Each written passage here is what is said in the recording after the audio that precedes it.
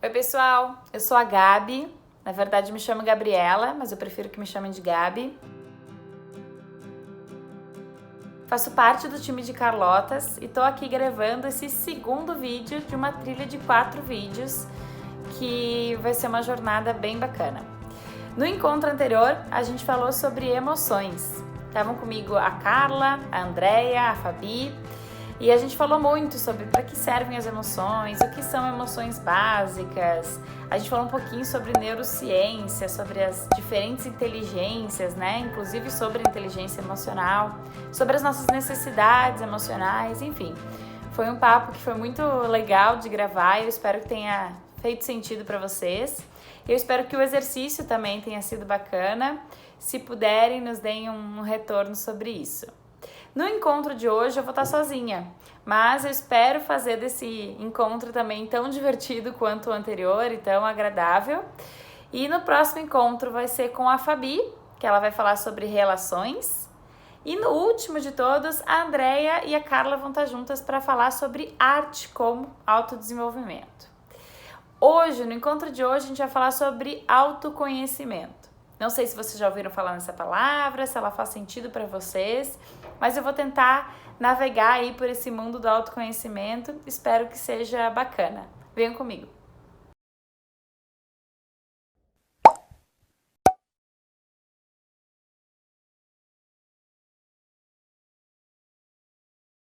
Bom, vamos então começar a nossa jornada aqui sobre o autoconhecimento. Talvez esse seja um assunto muito conhecido por vocês, talvez seja um assunto que muitos de vocês já tenham parado para pensar, mas a gente vai tentar fazer uma trajetória aqui divertida, interessante, para a gente mergulhar um pouquinho mais e aprofundar esse olhar. Muitas vezes a gente fala sobre a gente, né? Toda vez que a gente vai conversar com alguém, a gente também está mandando mensagens sobre como a gente é e quem a gente é. Mas o autoconhecimento, propriamente dito, o conceito de autoconhecimento, tem a ver com essa capacidade, essa habilidade que nós, seres humanos, temos de aprofundar e de nos conhecermos e entender sobre como a gente funciona. Então, a gente realmente se conhecer, auto no sentido de dentro. Então, é a nossa capacidade de saber quem a gente é na essência.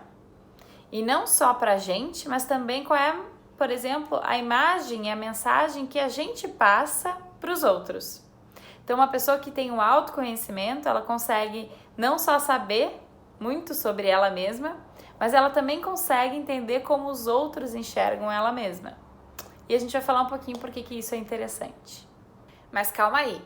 Antes da gente falar sobre isso, é super importante a gente entender o que mais que faz parte dessa grande caixa aí que é o nosso autoconhecimento. No encontro passado a gente já falou muito sobre emoções. Então, um dos fatores que a gente já sabe que faz parte do autoconhecimento é entender, saber e ter uma inteligência emocional, uma inteligência sobre emoções bem apurada. Quanto mais a gente sabe sobre o que a gente sente, mais fácil é de lidar com isso. Então, o primeiro grande componente da nossa caixa do autoconhecimento são as emoções. O segundo componente são os pensamentos, porque eles são diferentes das emoções. As emoções é aquilo que a gente sente no corpo, que reverbera, né? E reverbera no nosso comportamento. Mas os pensamentos também fazem parte dessa grande caixa. Os pensamentos também nos indicam muito sobre o nosso funcionamento. Parem para pensar aí, quais foram os últimos pensamentos que vocês tiveram? Talvez enquanto vocês estão aqui assistindo esse vídeo, vocês estão pensando até em outras coisas, não só a respeito do que eu estou dizendo aqui. Talvez vocês estejam pensando no que vocês vão fazer depois. Puxa, talvez vocês estejam pensando uma coisa que eu devia ter dito para alguém e não disse. Talvez vocês estejam pensando sobre como tá quente ou como tá frio nesse espaço que vocês estão. Então, os nossos pensamentos são muito variados e a gente tem milhares de pensamentos ao longo do dia. Quanto mais a gente reconhece e entende de onde é que vem esses pensamentos, mais a gente se conhece. E o terceiro componente da nossa caixa aqui sobre o autoconhecimento são as nossas crenças. Puxa, mas que palavra é essa que tem a ver com o que a gente está falando? Crenças, talvez você já tenha escutado em outras circunstâncias, Mas aqui dentro do mundo da psicologia, que é um pouco do papo que a gente está tendo aqui, crenças têm a ver com aquelas mensagens que a gente recebe do mundo ou das pessoas, ou dos livros, dos filmes, enfim, e a gente assimila como verdade. Então é uma mensagem que por alguma razão se conectou aqui com o nosso mundo interior e a gente para de questionar sobre ela. Ela simplesmente virou uma verdade absoluta pra gente. Então crenças têm muito a ver com a forma como a gente se enxerga. As pessoas que passaram pela nossa vida acabam dando muitos significados para aquilo que a gente é. Parece um papo meio filosófico aqui, mas é isso mesmo. As pessoas vão nos dando mensagens sobre como a gente é, o jeito que a gente funciona e vão dando nomes para isso. E a gente vai assimilando isso. Tem algumas coisas que a gente simplesmente ignora, que não fazem muito sentido, mas outras se conectam com a nossa identidade, se conectam com o nosso mundo anterior e simplesmente fazem parte da nossa jornada para sempre. Se a gente não parar para revisitar. O que é importante a gente saber em relação às crenças? É super importante a gente entender quais são as crenças que são funcionais, ou seja, são aquelas crenças potentes, né, que nos ajudam a nos desenvolvermos bem no mundo, a buscarmos a nossa saúde, o nosso bem-estar, enfim. E quais são as crenças que são disfuncionais? São aquelas que, na verdade, se tornam barreiras para o nosso autodesenvolvimento. Então, são as crenças que alguém fez que a gente incorporasse de que a gente não é capaz, de que a gente não dá conta dos recados, né? Que a gente não consegue dar conta dos desafios. Então, essas crenças acabam sendo bastante distorcidas e fazem com que a gente não consiga usar toda a nossa potência enquanto ser humano. Então, como eu falei, o terceiro componente são as crenças. Quarto componente dessa caixa do autoconhecimento tem a ver com as nossas vontades. Então, pessoas com altíssimo autoconhecimento são pessoas que têm muita clareza dos desejos. Aqueles desejos de verdade, assim, aqueles que vêm lá da nossa essência. Não aquilo que estão falando que a gente deveria querer ou que as pessoas nos influenciam para gostar. Aquilo que é mais superficial. Mas de fato aquilo que a gente deseja, quem a gente quer ser de verdade. E isso tem tudo a ver com o quinto componente, que são os nossos valores. Os nossos valores pessoais é tudo aquilo que importa pra gente, né? São os princípios que guiam a nossa vida. Vocês já pararam aí para se perguntar quais são os valores que estão guiando vocês nessa jornada? Então, para a gente entender sobre autoconhecimento, é super importante a gente entender quais são os nossos valores enquanto pessoa, né? Quem eu quero ser e qual é o princípio que eu quero que me guie nesse processo. E agora eu tenho uma curiosidade para contar para vocês a respeito do autoconhecimento. Eu achei muito interessante esse dado e eu acho que é bacana compartilhar com vocês. Quando a gente fala de autoconhecimento, pode até fazer uma pesquisa aí entre vocês. Se eu perguntasse aí no grupo quem se conhece, quem tem um altíssimo grau de autoconhecimento aí, talvez muitas pessoas levantassem a mão. Tem uma pesquisadora que fez, né, realmente exercitou aí, desenvolveu essa pesquisa, que é a Tasha Eurich. Nem sei falar o nome dela muito bem. Então ela é uma estudiosa do comportamento e ela perguntou para muitas pessoas, fez uma vasta pesquisa sobre esse assunto. E ela descobriu que 95% das pessoas diziam que tinham autoconhecimento. Diziam que se conheciam muito bem, que entendiam sobre o seu funcionamento e tal. Ela achou o número muito alto, né? Porque é quase 100%, então é quase 10 pessoas de 10. Então são 9 pessoas e meia de 10 pessoas perguntadas. E, na verdade, depois ela começou a explorar com esses entrevistados aí sobre, de fato, coisas, né, do funcionamento humano, funcionamento deles mesmos. E ela descobriu que só de 10 a 15% dessas pessoas, de fato, têm autoconhecimento. Então, na verdade, a gente acha que se conhece porque a gente está acostumado a viver na nossa pele, né? A gente está acostumado a habitar esse nosso corpo e essa nossa mente. Mas, na verdade, autoconhecimento é muito profundo. É difícil se conhecer, porque a gente não para ter conversas, por exemplo, como essa. Sobre o que importa, sobre o que eu tô fazendo, sobre o que eu tô pensando, quais são as forças que estão organizando aí a minha vida. Então fica aí a dica que muitas pessoas acham que tem autoconhecimento, mas na verdade não tem muito. Outra coisa que a gente adora conversar aqui nos nossos vídeos é para que serve? Se eu vou falar de emoções, para que serve falar de emoções? Agora a mesma pergunta a gente faz para o autoconhecimento. Para que serve se conhecer? E agora a gente vai passar 5 motivos pelos quais vale a pena a gente se conhecer um pouquinho melhor. O primeiro motivo é que o autoconhecimento nos ajuda em todas as áreas da nossa vida. Se conhecer vai ajudar que a gente faça melhor as nossas atividades escolares, melhor os nossos relacionamentos familiares, nossos relacionamentos de amizade, nossos relacionamentos amorosos, na nossa vida profissional, como numa entrevista de emprego. Nos ajuda nos esportes, por incrível que pareça, mas autoconhecimento no esporte ajuda. Ajuda muito na nossa escolha alimentar, nos nossos lazeres, né? Ajuda a gente a escolher melhor as coisas pra gente descansar, por exemplo, e curtir os nossos momentos de descanso. Então, autoconhecimento ela é útil para várias áreas. Quanto mais a gente se conhece, melhores escolhas a gente vai fazer em todas essas áreas. Então, esse é o primeiro motivo. O segundo motivo pelo qual vale a pena a gente desenvolver o nosso autoconhecimento tem a ver com autocontrole.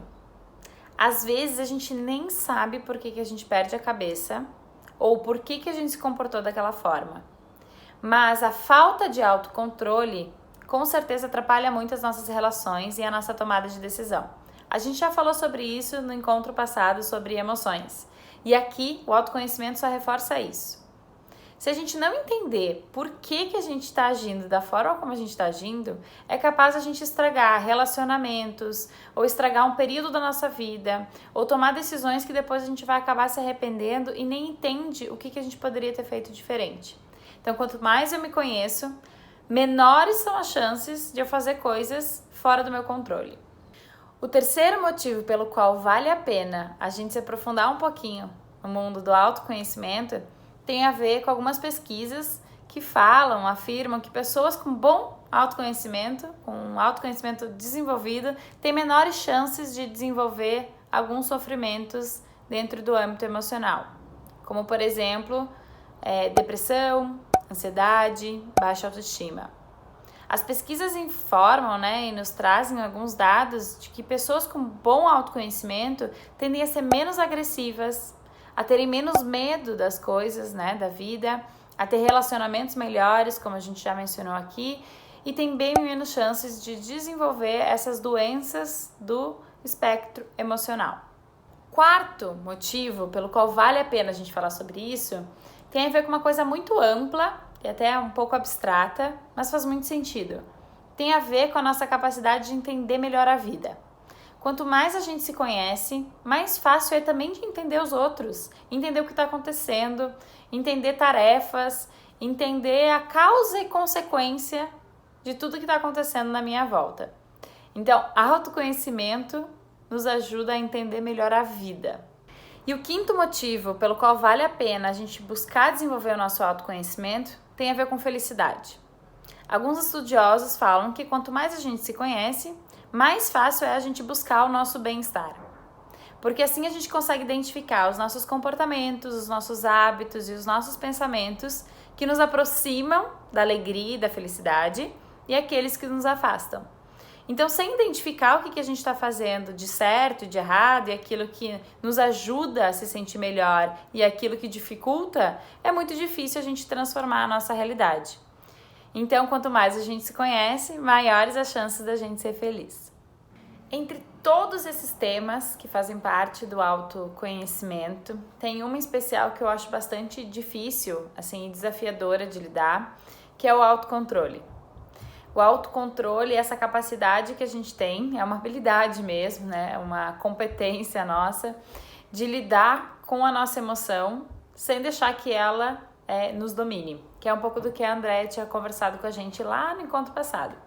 Então, como não deixar que as emoções ajam pela gente, e sim que a gente esteja no controle delas e que a partir do que a gente sente, a gente escolha muito bem como se comportar, o que fazer. Então, uma das emoções mais difíceis de manejar nesse aspecto, uma das emoções mais desafiadoras para o nosso autocontrole é a raiva. Porque a raiva nasce no nosso corpo junto com um impulso. A raiva nasce com um impulso de ação muito forte. Ela vem na gente para que a gente tente, de alguma forma, driblar alguma coisa que está acontecendo, para a gente transformar, resolver ou simplesmente expressar aquilo que a gente acha que não está certo. Ou aquilo que nos frustra muito, que nos incomoda muito. Então, normalmente, quando a gente está com muita raiva, a gente quer falar algo no sentido ou de ferir alguém para que alguém veja o quanto a gente está irritado, ou para realmente transformar algo do meu ambiente que eu não considero que está certo, ou que eu considero extremamente injusto, ou que eu considero errado, ou que alguém tomou alguma decisão por mim que eu não acho que é a melhor decisão. Então, nesse sentido, a gente precisa trabalhar muito o autocontrole para que nessa circunstância a raiva não acabe tomando a frente e se comporte de forma que a gente depois não consegue remediar. Então, aqui tem algumas dicas de como trabalhar o autoconhecimento nessas situações onde o nosso autocontrole está sendo colocado à prova. Então, eu vou aqui passar para vocês algumas dicas muito práticas e muito simples do que a gente pode fazer quando a gente sente aquela raiva no corpo. A primeira dica é praticar a respiração. Uma respiração um pouquinho diferente daquelas que a gente naturalmente faz. Sem a gente perceber, a gente está respirando o tempo todo, senão a gente morreria. Então, parar para respirar de forma consciente, devagar, uma forma pausada, né? Inspirando o ar, soltando o ar devagar, pode até contar enquanto faz isso. Inspire em 4 tempos e expire em 4 tempos. Repita isso pelo menos umas 5 vezes e você vai perceber que a frequência nossa cardíaca, a nossa tensão muscular, a nossa capacidade de concentração vai, de certa forma, amenizando, encontrando o equilíbrio novamente. A yoga, né, é uma prática muito interessante também para praticar o autocontrole, inclusive na concentração a partir do movimento físico. Então, o próprio alongamento, o relaxamento ajuda, e a força, o equilíbrio, tudo que a yoga traz como aprendizado ajuda muito também a focar nesse autocontrole e no autoconhecimento. A segunda dica que eu trago aqui é, de certa forma, criar um espaço de silêncio ou de introspecção, assim, que você consiga ter o seu próprio espaço de criação. Experimente desenhar, rabiscar ou escrever o que está sentindo. Quando a gente está no calor da emoção, muitas vezes a gente perde a nossa capacidade de raciocinar mesmo sobre o que está acontecendo. Então, criar alguma forma, algum mecanismo de expressão, como desenho, reescrever uma música, tentar eventualmente pintar ou escrever alguns trechos desses pensamentos que estão rodando aí dentro, pode ser algo bem interessante, mesmo que você não vá mostrar para ninguém. O importante não é o desenho ficar bonito, o importante é que ele seja um instrumento para você colocar para fora. Depois, se você não quiser nem guardar, não precisa, mas é realmente um exercício de poder botar no papel aquilo que está se passando dentro de você. A terceira dica tem a ver com a questão física mesmo. Se vocês puderem praticar, como eu falei antes, a yoga, seria ótimo. Mas se vocês não têm, assim, uma aula reservada naquele dia ou não vão poder usar esse espaço, praticar algum tipo de contato físico que ajude vocês a aterrar no aqui e agora. Então, algum tipo de alongamento muito simples, às vezes massagear a própria mão, sentir a musculatura, os ossos. Tudo isso pode ajudar a gente a amenizar essa agitação interna e presentificar. O nosso corpo é um ótimo instrumento para lembrar a gente do aqui e agora e o que a gente pode fazer para lidar com esse turbilhão de sensações internas. Quarta dica tem a ver com pedir ajuda. Muitas vezes a gente tenta sair de uma situação de raiva, de irritação, sozinhos. Mas sentar e conversar com uma pessoa que de fato você confia, aquela pessoa que vai poder te escutar e te ajudar a pensar sobre outros pontos de vista, ajuda muitas vezes a gente a organizar as ideias. Quando a gente está sozinho e não tem alguém para nos ajudar a elaborar, muitas vezes aquilo vai tomando uma proporção maior e maior e maior e quando vê a gente está se comportando de uma forma agressiva. Então, sentar e conversar com uma pessoa ajuda muito também a gente ampliar o nosso autoconhecimento, porque enquanto a gente fala, a gente também se escuta, e também ajuda a gente a amenizar e ampliar na verdade, o nosso processo de lidar com a raiva. Então, a nossa quinta dica, ela é muito simples, que é beber água. Quando a gente está extremamente irritada ou extremamente estressada, vale a pena a gente criar um pequeno espaço, alguns minutinhos para ingerir água. Só esse processo do nosso corpo prestar atenção no que está fazendo e dar uma pausa, a gente dá um tempo para o nosso organismo pensar um pouco sobre o que está acontecendo. Quanto mais tempo a gente dá para o nosso cérebro pensar e se questionar sobre o que está acontecendo, maiores são as chances da gente conseguir contornar a situação. Porque muitas vezes a gente não nos dá esse tempo, a gente simplesmente age. Algo nos irrita, a gente quer ir lá e bloquear essa questão ou essa pessoa que está nos irritando. Então dá um tempo para o nosso corpo conseguir pensar a respeito, para que a gente possa ser mais dono da gente mesma. É um dos grandes processos do autoconhecimento, principalmente na relação com o autocontrole. Aí uma dica extra que eu esqueci, é ler um livro. Muitas vezes, né, no calor da emoção, a gente quer resolver muitas coisas, então sentar um pouco, ler um livro, consumir uma informação organizada, interessante. Claro que tem que ser um livro que você goste, um livro que faça sentido para você. Sempre ajuda a gente colocar ideias diferentes dentro da gente. E não só a gente amplia a nossa inteligência emocional aqui, mas a gente também se desconecta um pouco desse fervor interno. Então, ler um livro também é uma ótima dica para a gente amenizar a irritação instantânea. Se a gente conseguiu fazer as duas primeiras etapas, né, que é perceber que a gente está irritada, ou com raiva, ou enfim, né, com uma agressividade interna, a gente conseguiu fazer uma pausa, usar alguma daquelas estratégias, aquelas dicas que eu acabei de falar, a gente ganhou um tempo. E isso é extremamente importante. Quando a gente dá um tempo, o nosso organismo consegue refletir, questionar.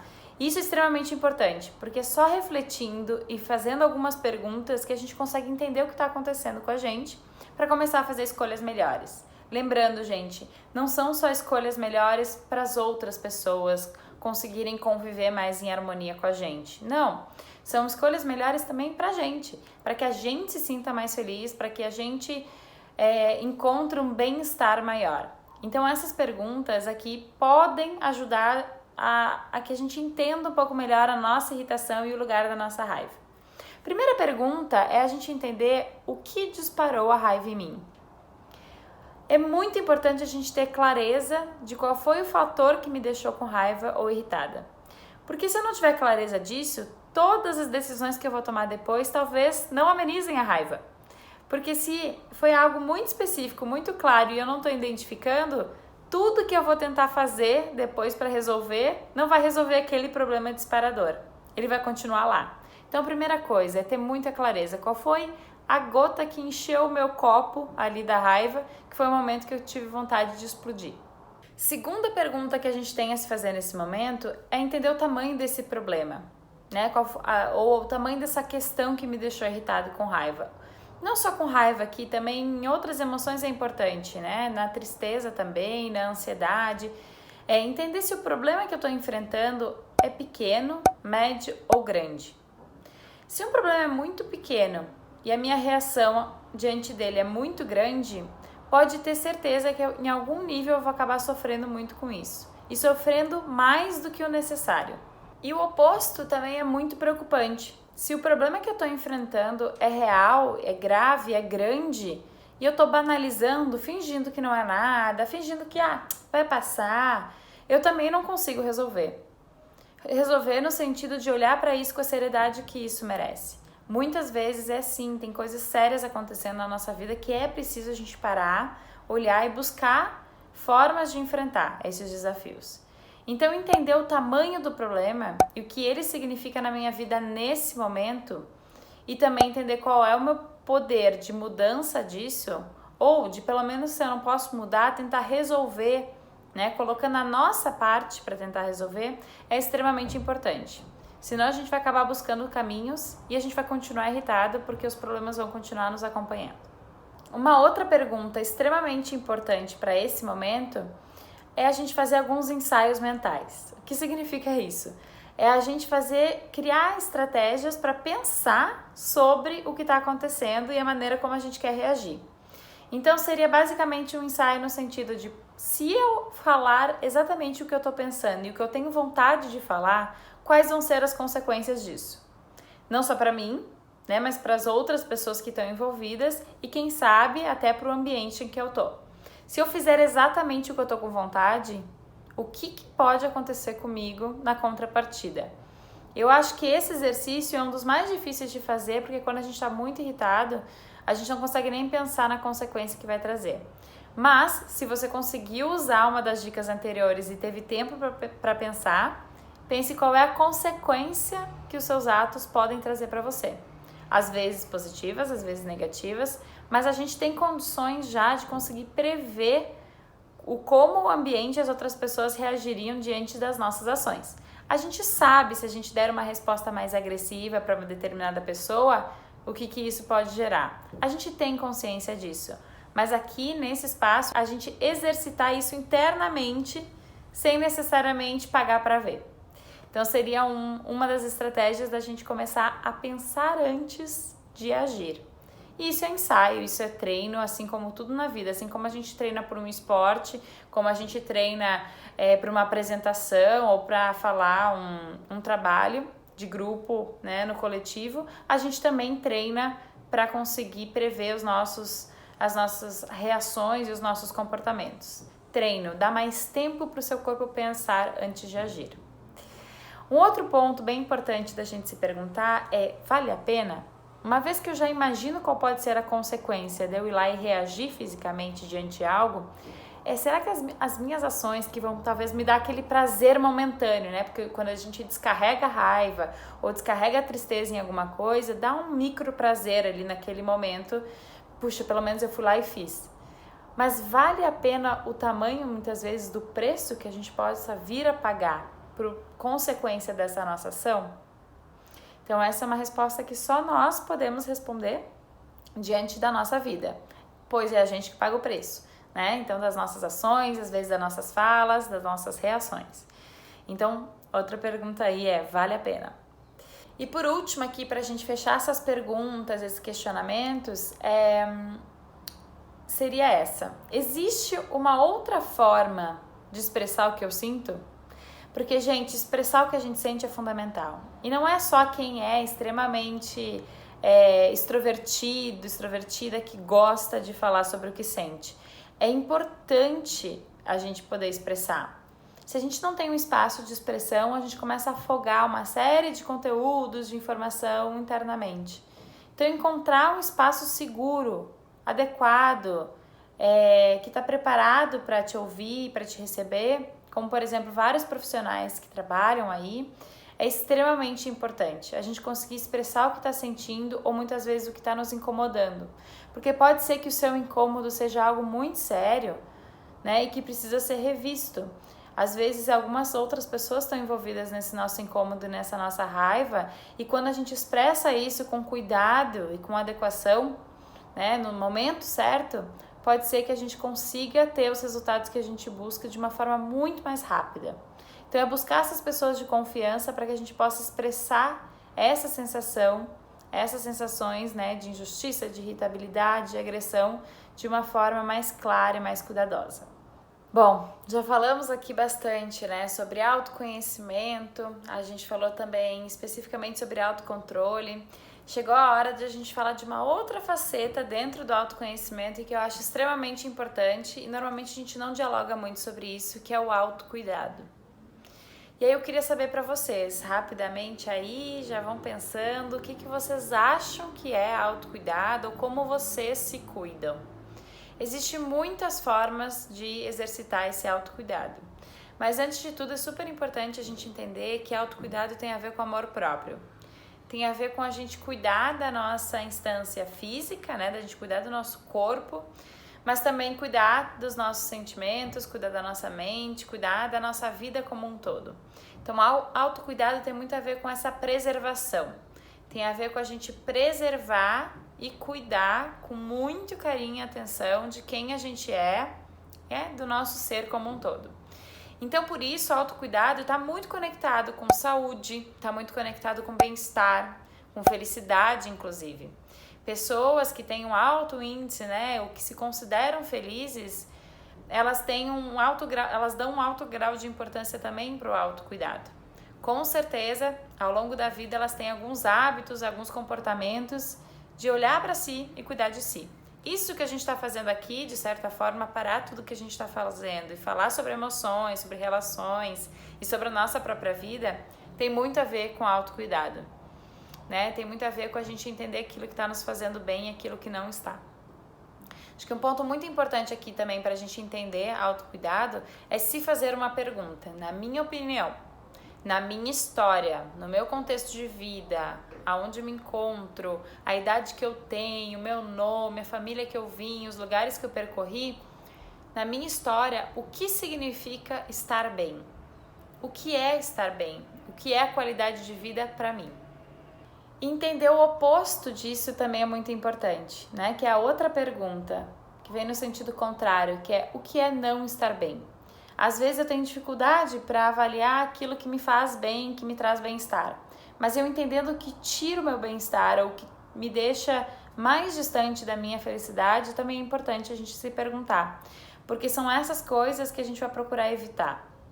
Todos nós, seres humanos, queremos evitar sofrimento. E isso é universal. Ninguém gosta de sofrer, ninguém quer sofrer, ninguém escolhe sofrer. Então, é super importante a gente se perguntar o que não me faz bem, né? Na minha história, e aí cada uma de vocês pode responder de forma muito individual. E só vocês podem responder isso, o que significa não estar bem? Então, normalmente, tem coisas universais aqui que a gente entende que quando a gente está sofrendo, fica muito difícil ter saúde.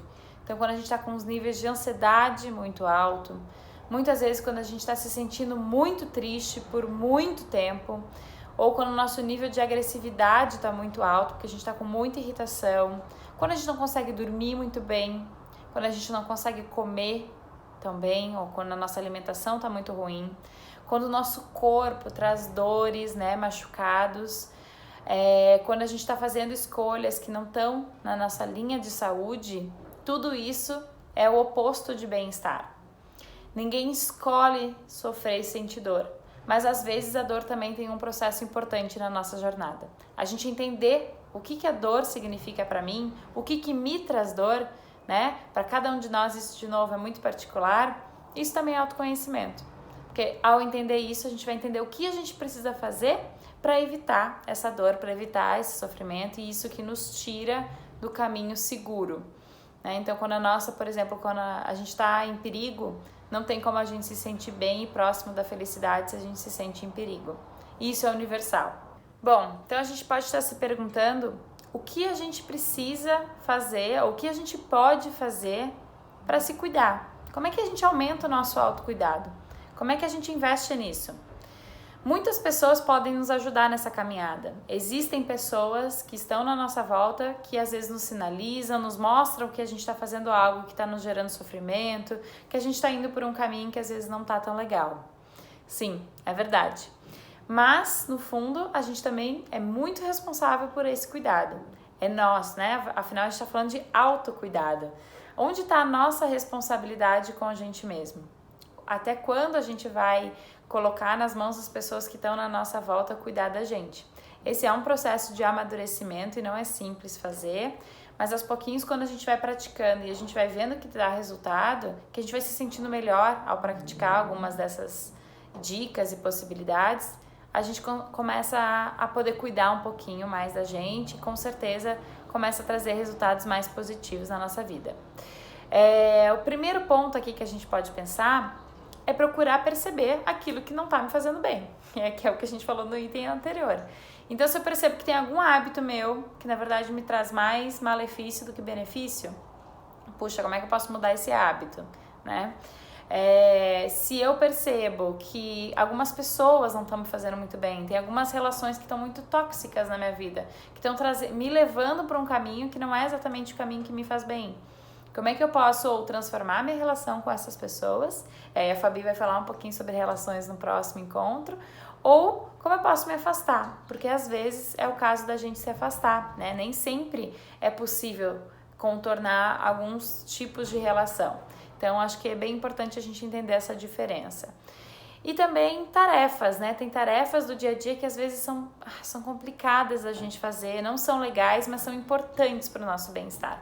Então, ter essa divisão muito clara, né? De que às vezes vão ter tarefas que a gente não tem prazer na hora de fazer, por exemplo, às vezes, né, cuidar do nosso espaço físico, organizar o meu material, tomar algumas decisões que dão trabalho, às vezes é limpar o ambiente em que eu tô, limpar o meu próprio corpo, organizar alguma ação, né, de cuidado ou comigo ou com o ambiente, mas às vezes são tarefas importantes, que às vezes não dá muito prazer ao fazer, mas depois que a gente vê aquilo bem feito, bem organizado, estruturado, puxa, vai fazer valer a pena.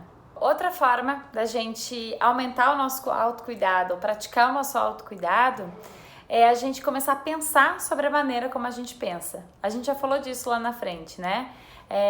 Então, como é que estão as qualidades dos nossos pensamentos? A gente fica pensando muito tempo na mesma coisa.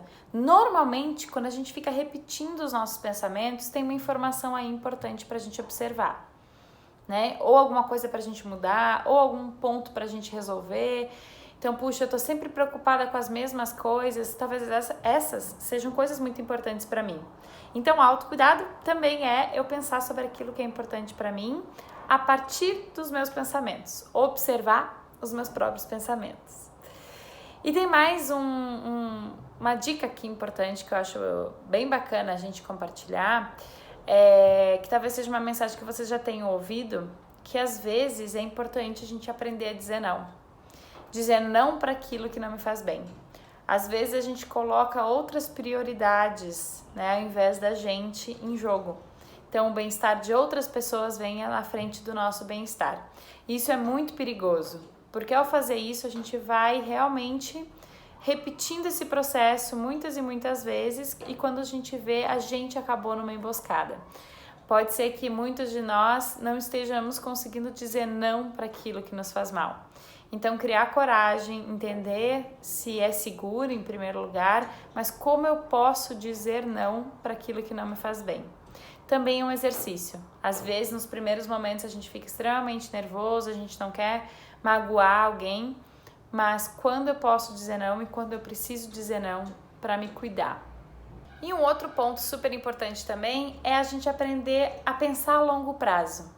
A gente sair desse automático de tentar buscar prazeres instantâneos e tentar pensar o quanto vale a pena esse prazer instantâneo, que tem tudo a ver com aquilo que a gente falou da raiva. Só que às vezes não é só descarregar a raiva. Às vezes os nossos prazeres instantâneos é em comer mais do que a gente deve, às vezes dormir um pouco mais do que a gente estava precisando, às vezes é descansar ao invés de fazer uma tarefa que era importante. Então, tomar muito cuidado com esses prazeres que são importantes na nossa vida, mas entender o que eles vão acarretar e o que eles vão trazer pra gente a longo prazo se eles se repetirem sempre, todos os dias. E aí também o nosso corpo vai querendo mais e mais e mais e aumentar essa descarga de prazer. Então, conseguir pensar um pouco mais a longo prazo. Até agora, a gente falou muito sobre o autoconhecimento e como ele pode nos ajudar a ser mais felizes. Mas tem um ponto super importante que a gente não pode deixar de lado sobre o autoconhecimento, que é o fato de que ao mesmo tempo que todo mundo quer ser feliz, todo mundo carrega algumas dores e alguns sofrimentos. Esse é o motivo pelo qual às vezes é tão difícil falar da gente, olhar para dentro e sentir exatamente o que está acontecendo comigo. Muitos de nós, ao longo dessa trajetória da vida, acabamos vivenciando situações que deixam marcas muito profundas. E olhar para isso é tão dolorido que às vezes a gente passa um longo período da nossa vida evitando olhar para si. Mas uma das jornadas que o autoconhecimento nos permite também é dar novos significados para isso que aconteceu com a gente. Por mais difícil que tenham sido alguns desses processos, existe uma chance da gente olhar com novos olhares, da gente tirar aprendizados para que esses erros e para que essas dores não se repitam na nossa jornada. Então, o fato aqui é que todos nós também vamos ter dias ruins. E como que a gente lida com o autoconhecimento, pensando no autoconhecimento, com esses dias difíceis, ou quando essas emoções e esses conteúdos difíceis que estão lá dentro começam a vir para fora, né? Primeiro ponto é a gente entender o que é o seu dia ruim. Às vezes o nosso dia ruim é simplesmente um dia de mau humor. Nesses dias são aqueles dias que a gente tá meio estranho mesmo, que a gente não sabe exatamente, não parece que aconteceu nada, demais, mas a gente não tá legal, a gente consegue reconhecer que a nossa paciência não tá muito lá, não tá muito grande, a gente consegue reconhecer que a gente tá frustrado, a gente consegue reconhecer que a gente tá em altos e baixos, então alguma coisa nos deixa feliz, a gente dá uma risada, daqui a pouco a gente tá triste de novo. Existem dias mais difíceis. E o autoconhecimento tem a ver com a gente também reconhecer que a gente não tá bem nesses dias para poder buscar alguns caminhos aí alternativos para que a gente se sinta melhor. Então, quando a gente tá naqueles dias de mau humor, comece a se perguntar o que faz você ficar um pouco melhor. É você ficar mais quietinha num canto, sem falar com ninguém? É você sentar com alguém e bater um papo? É como aqueles outros recursos que a gente tinha usado, de escrever, desenhar, falar para si mesmo, alguns pontos? É ler um livro? É se exercitar, que ajuda você a sair desse mau humor? E o que te causa mau humor? Também se façam essas perguntas, porque quanto mais a gente reconhece, quanto mais rápido a gente reconhece, puxa, acordei hoje e já vi que não tô legal, mais a gente consegue evitar problemas decorrentes desse mau humor. Outro ponto que eu ia trazer aqui é naqueles dias difíceis onde não é só um mau humor, é onde algo difícil aconteceu de verdade, Quando algo é além simplesmente de uma instabilidade, do nosso humor. É quando alguma coisa aconteceu, ou quando eu estou acessando uma memória muito difícil, ou quando eu tenho um problema muito sério para resolver. Nesses dias, é muito importante a gente saber e reconhecer o que está acontecendo para que a gente possa buscar ajuda o mais rápido possível. Nem sempre a gente vai conseguir resolver esses grandes problemas sozinhas. Bom, pessoal, um outro ponto super importante dentro do autoconhecimento, que tem tudo a ver com autocuidado, é sobre autoestima. A autoestima é essa forma como a gente se enxerga. Tem a ver com a nossa autoimagem, aquilo que a gente, não só aquilo que a gente vê no espelho quando a gente se olha, mas também o valor que a gente dá para nós mesmas. Maneira como, quando eu penso em quem eu sou, quais são os primeiros pensamentos que me vêm na cabeça? Que maneira eu tô olhando para mim mesma? Algumas de nós podem estar olhando com muito carinho, com muito respeito, com muito cuidado. Algumas de nós podem não estar olhando dessa forma. A gente pode estar se olhando de forma mais agressiva, de forma mais julgadora, ou a gente pode também estar menosprezando quem a gente é. Esse é um ponto muito importante que eu gostaria que vocês dessem muita atenção para isso, porque a nossa autoestima, ela não é construída da noite para o dia. A maneira como a gente se enxerga, e tem muito a ver com as nossas crenças, que é aquilo que a gente falou lá no início do nosso encontro, vai sendo construída ao longo da vida. Então, as pessoas que vão passando pela nossa vida vão falando, como eu disse, coisas sobre a gente. Ou o mundo vai nos mostrando um pouco daquilo que a gente é ou aquilo que a gente pode ser. E é muito perigoso quando a gente para de enxergar a potência que a gente tem enquanto pessoa. Quando a gente passa a desacreditar naquilo que a gente pode ser. Então, tem um ponto fundamental aqui que eu gostaria que vocês parassem para pensar um pouco sobre isso e também conversar internamente nesses grupos de apoio que vocês têm e também com as pessoas de confiança, é como vocês têm se visto. Façam essa pergunta. Com quem vocês têm, por exemplo, se comparado? A comparação é um dos maiores perigos da nossa autoestima. A gente está vivendo numa sociedade onde tem vários ideais daquilo, por exemplo, que a mulher precisa ser, atingir, as figuras e os papéis que a gente precisa ocupar. E existe aqui um ponto muito perigoso, porque às vezes tentando ser esse ideal e tentando atingir essa ilusão, a gente se distancia daquilo que a gente realmente é. Então a gente para de valorizar o nosso corpo, a nossa imagem física, mas o pior de tudo, a gente para de valorizar a nossa potência, os nossos talentos, a nossa potencialidade de sermos algo melhor. E quando a gente desiste da gente mesma, é um dos piores caminhos que a gente pode seguir. Então fica aqui um recado para vocês se perguntarem como vocês têm tratado a vocês mesmas. Como vocês têm olhado para vocês mesmas? O que vocês enxergam quando vocês se olham no espelho ou quando vocês pensam sobre quem vocês são? Muito cuidado, porque a autoestima, ela pode nos levar para um caminho de muita dor e muito sofrimento se a gente não olhar para isso com carinho. Bom, a gente está indo agora aqui para nossa reta final já do nosso encontro, uns momentinhos para a gente tentar assimilar tudo isso que a gente conversou. Eu sinto muitíssimo de não poder estar aí no presencial para fazer perguntas, para entender se o que eu estou falando está fazendo algum sentido, o que vocês pensam sobre autoconhecimento, o que vocês consideram uma pessoa com um autoconhecimento elevado, assim. E o que autoconhecimento já fez por vocês, se vocês têm algum exemplo disso. Então, se vocês puderem conversar e trocar algumas informações, pensem naquela pessoa que vocês acham assim que se conhece super bem. E o que ela tem de características e como ela trabalha isso, que pode ser que inspire vocês também. Eu gostaria também de compartilhar, então, ideias de como praticamente a gente pode desenvolver um pouco mais esse nosso conhecimento, para a gente ser cada vez mais expert, né? Especialistas em nós mesmas. Então, o primeiro ponto tem a ver com a nossa história de vida. Aproveitar todas as histórias que a gente vivencia, cada momento de vida tem algo para nos ensinar. Então, repensem aí os momentos emblemáticos, né, das histórias que vocês passaram e pensem sobre como vocês reagiram, como vocês estavam sentindo nesses momentos. E com certeza virão outras histórias aí pra frente que vocês vão vivenciar. Toda história de vida, todo momento que a gente viveu tem algo a nos ensinar sobre quem a gente é.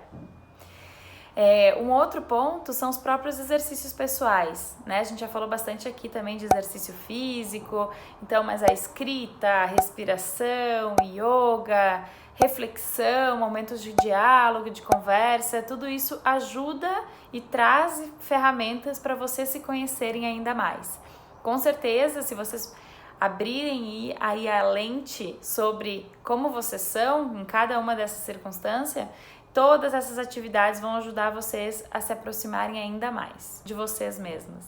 Um outro ponto fundamental, talvez um dos mais importantes aqui, são as terapias em geral, né? Terapia, psicoterapia, conversar com pessoas especializadas na área da psicologia e pessoas que fazem esse acolhimento, que estão ali para ouvir o que vocês têm a dizer. Nesse diálogo, que é um diálogo diferente, é um diálogo de alguém que estudou para escutar vocês, com certeza vai ajudar muito que vocês se enxerguem um pouco melhor e que vocês acessem um pouco melhor esse mundo interno. Então, toda terapia é também um presente na jornada. Então, aproveitem esse espaço. Aproveitem porque é uma pessoa que estudou muito para ajudar vocês a olharem para dentro de uma forma segura. Além dessas pessoas, existem outras pessoas que também são presentes na nossa vida, que são aquelas pessoas que se propõem a andar do nosso lado na nossa jornada. Então, dialogar com pessoas que a gente confia, dialogar com pessoas que vocês gostam, também é um ótimo exercício de autoconhecimento. Comecem a se perceber o que essa pessoa traz de reflexão, ou inclusive, às vezes, elas podem dar alguma dica de como a gente é. Perguntem para essas pessoas que conhecem muito bem vocês, o que elas veem em vocês, como elas enxergam vocês. Tudo isso é informação para a gente integrar e ir refinando esse processo de autoconhecimento. Além disso, consumam, na medida do possível, muita arte. Arte na forma que vocês conseguirem consumir. A arte é um dos grandes presentes da humanidade para que a gente olhe para dentro de um jeito diferente, divertido, interessante. Então, desde das músicas, das pinturas, dos filmes, das leituras, às vezes até da culinária, né? Existem muitos tipos de arte e com certeza você tem algo para tirar de positivo de algum desses recursos que você curta. Bem importante, tem que ser algo que a gente goste de consumir.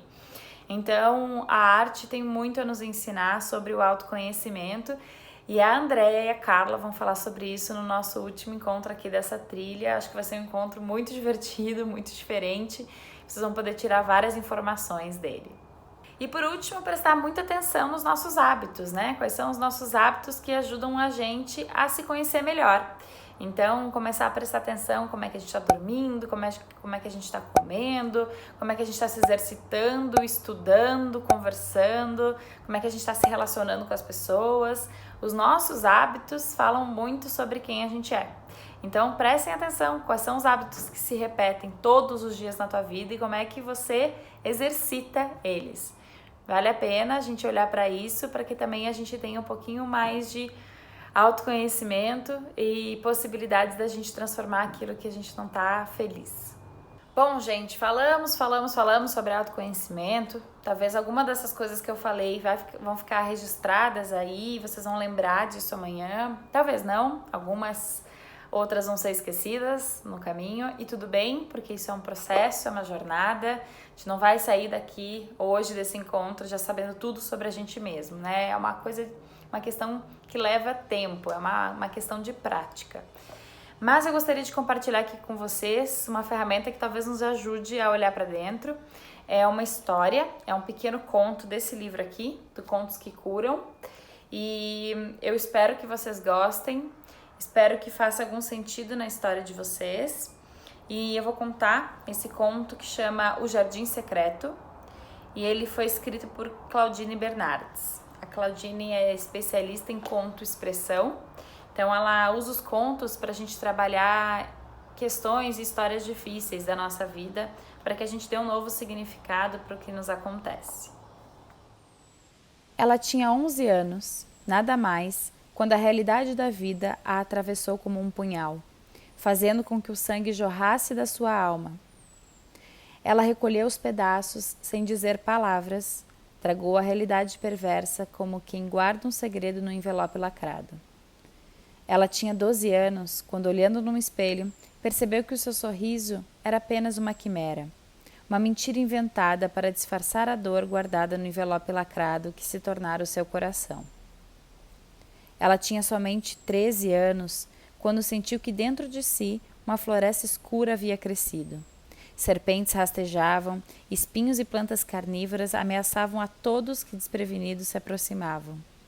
Sentiu-se sufocada, porque a floresta teimava em crescer dentro do envelope lacrado, e ela chorou de solidão. Ela tinha 14 anos, quando o carteiro, estendendo as mãos, esperou que ela lhe entregasse o envelope lacrado. Ela tinha apenas 14 anos e temia o que poderia acontecer, mas ele foi paciente. E sentado na varanda, esperou e sorriu. E o seu sorriso foi como o sol que derrete o gelo num dia de inverno, anunciando a esperança de uma primavera florida. Ela tinha 14 anos quando estendeu as mãos vacilantes e lhe entregou o envelope lacrado. Quando o envelope tocou as mãos do carteiro, o selo se rompeu, deixando sair as serpentes, que escaparam sorrateiramente.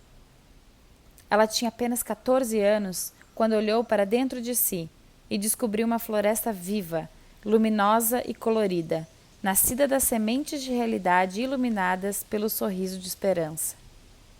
Enfim, a primavera chegou, e ela sorriu com a alma, com o rosto, com o corpo.